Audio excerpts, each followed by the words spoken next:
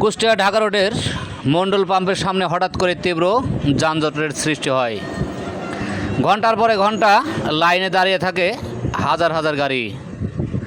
আমরা এগোতে দেখি মণ্ডল পাম্পের সামনে যেই ঢালুতে একটি রাস্তা নেমে গিয়েছে, সেখান থেকে একটি ট্রাক উঠছে এবং সেই ট্রাকটি উঠতে গিয়ে কিন্তু রাস্তার মধ্যে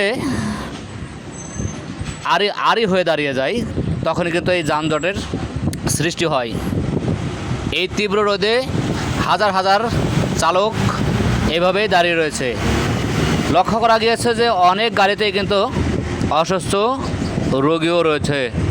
তবে রাস্তাঘাটে সচরাচর এভাবেই যদি যানবাহনগুলো সেখান থেকে উঠে আসে, তবে কিন্তু পথচারীদের দুর্ভোগের শিকারে যেন শেষ হয় না।